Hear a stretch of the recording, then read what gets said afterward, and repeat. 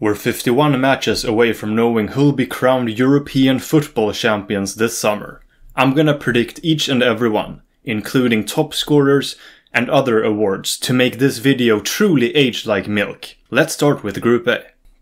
After a series of disappointing tournaments, this is a redemption-seeking Germany. Despite recent struggles, the Germans' recent results under Julian Nagelsmann, squad strength, and having home advantage ensure they're clear favourites to top Group A. Germany on home soil is always a title contender. Though not a true title challenger, Hungary are capable of competing with and even beating some of Europe's best teams. This, combined with their clear identity as a team, cohesion, discipline and star quality in the likes of Szoboszlai, make them the second best team in the group when considering all factors. However, the honor of being the strongest on paper belongs to Switzerland, but football is played on grass. Had the Swiss not been in such a weak qualifying group, they would have been in real danger of failing to reach the tournament. Murat Yakin did lead them to the World Cup knockouts in Qatar, but he doesn't know his best team at this point. Unless Switzerland find their form again, they will be eliminated in the group stage, bringing an end to a really impressive streak. Scotland's high of beating Spain in Glasgow is starting to fade after some mediocre results in the later stages of the qualifiers. Those can be excused by the Scots having already secured qualification, but the dreadful performances in their March friendlies are the real causes for concern. Friendlies should be taken with a grain of salt, but Scotland needs to reach their full potential if they want to achieve more than in 2021.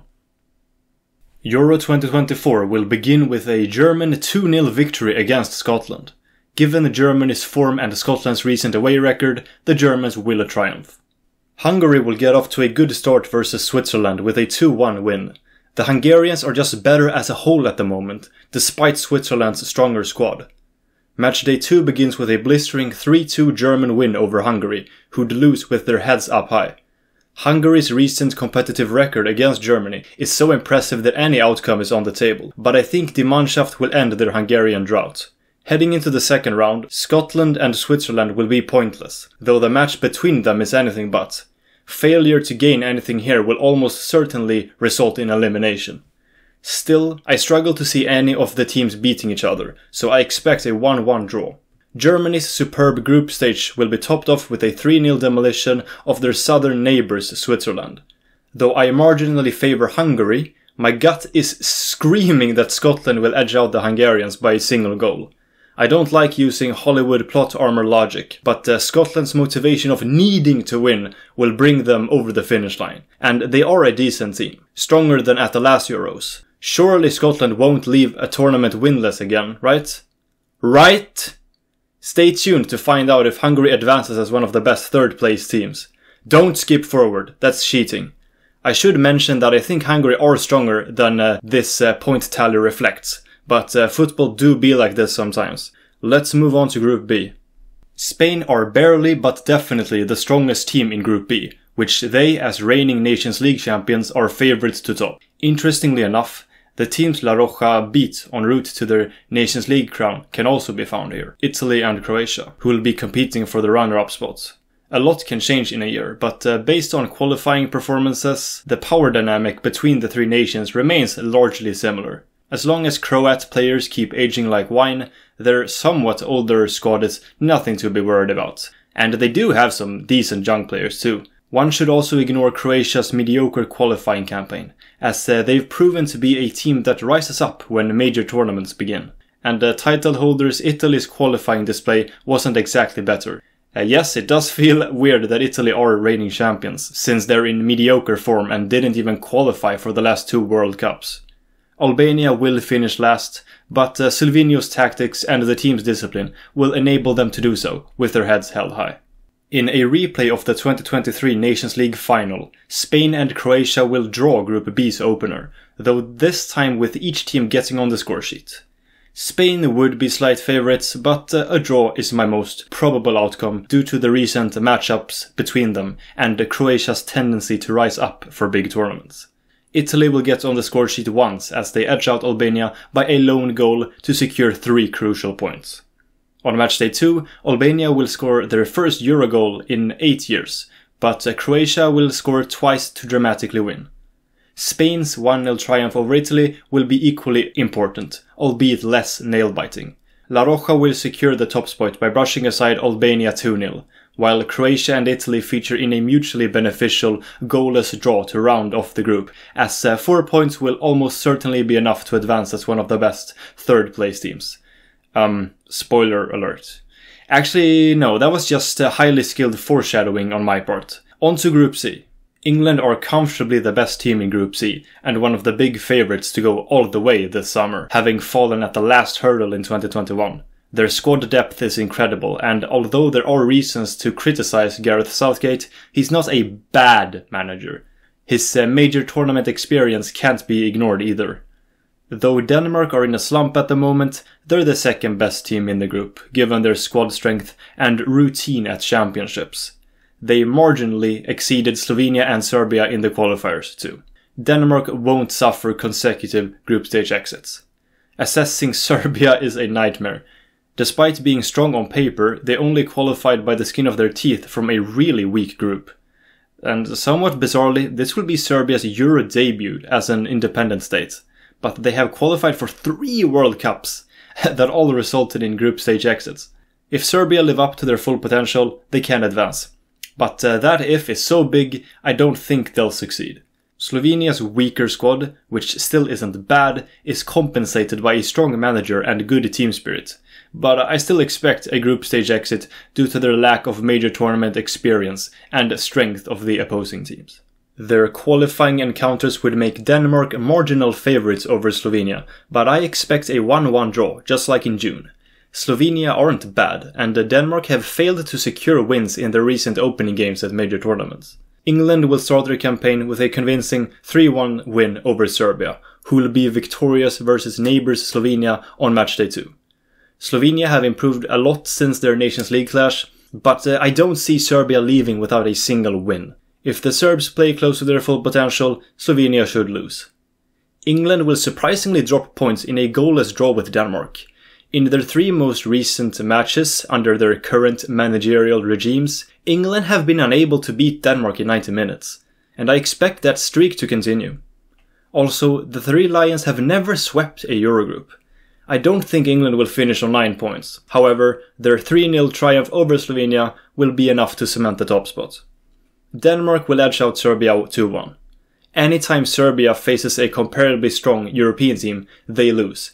And I have faith that Denmark's slump will end. I wonder if Serbia's points are enough for them to advance to the knockout stage. Let's move on to Group D. Group D is one of the toughest, so the fact France are clear frontrunners to top it speaks volumes of how good they are.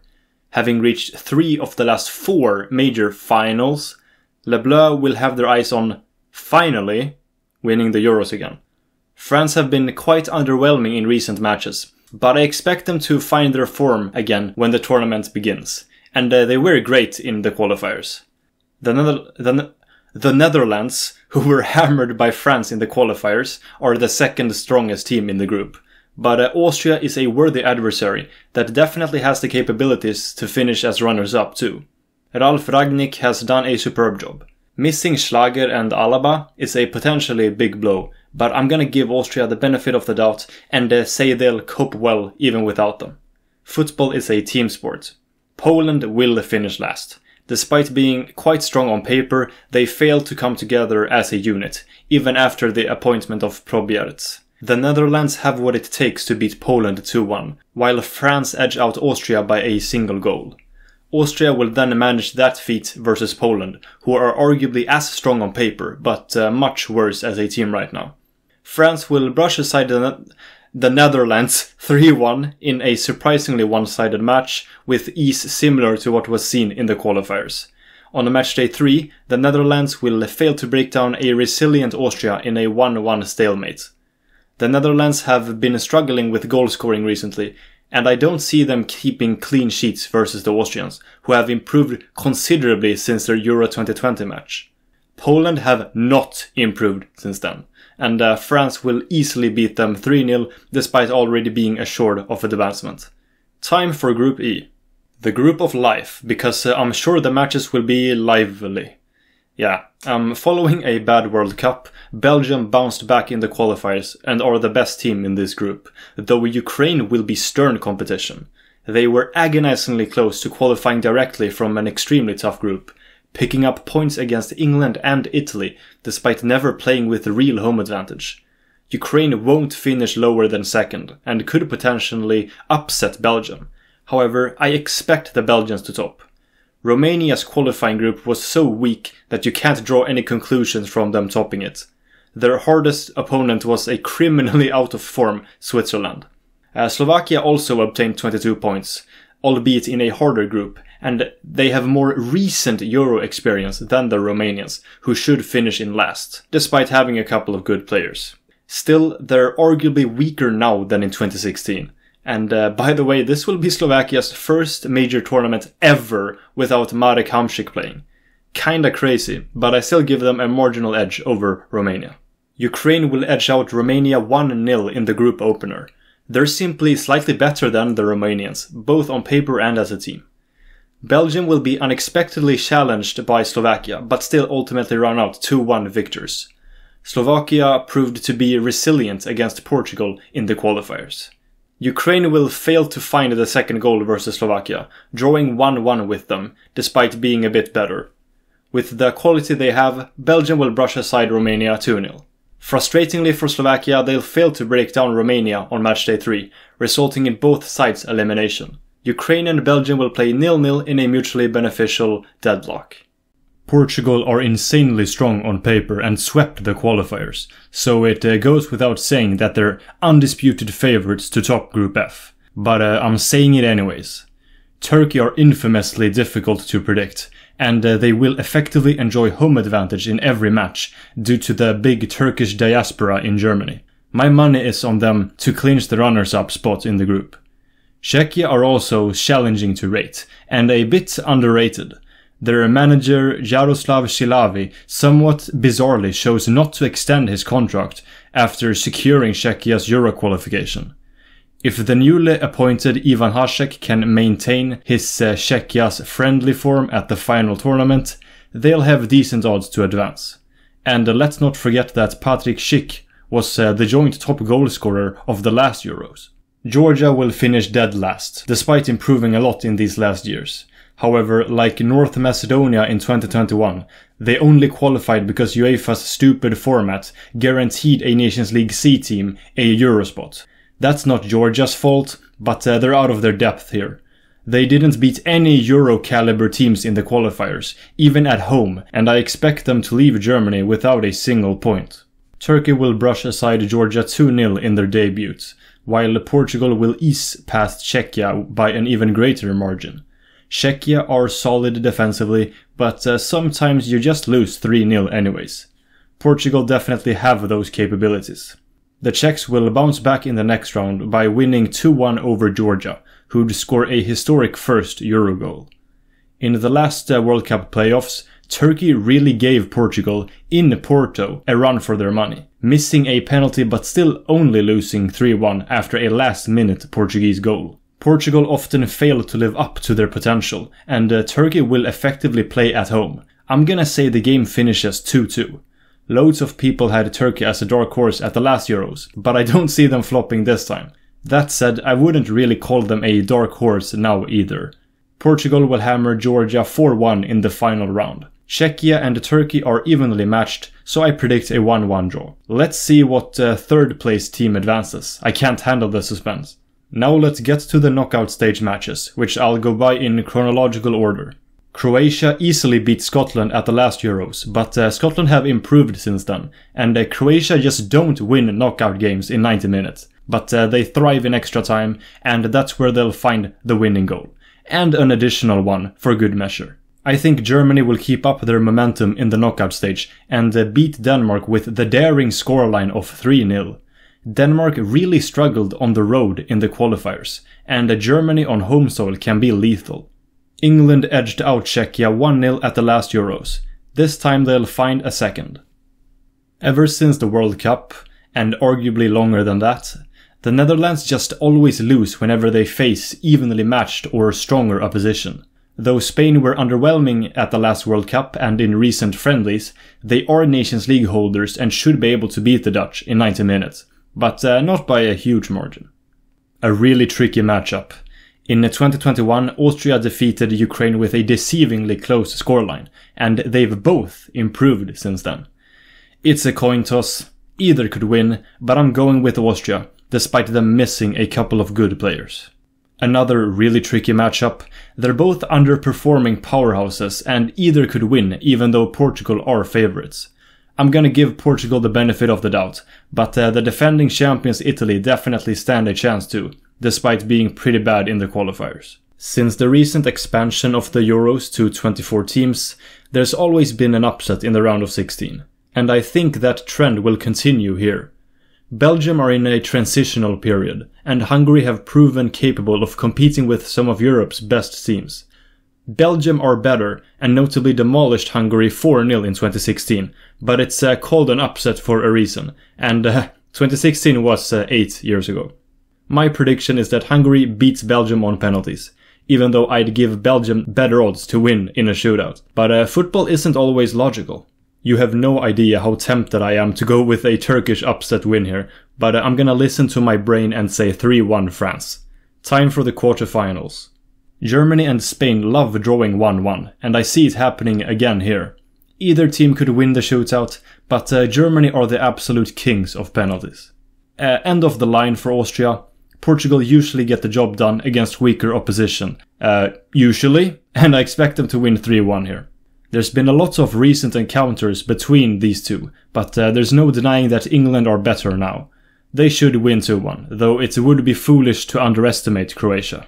Another Euro 2020 rematch. Hungary held France to a draw on home soil then, but this time I expect Le Bleu to earn a hard-fought 2-0 victory. Now on to the final four.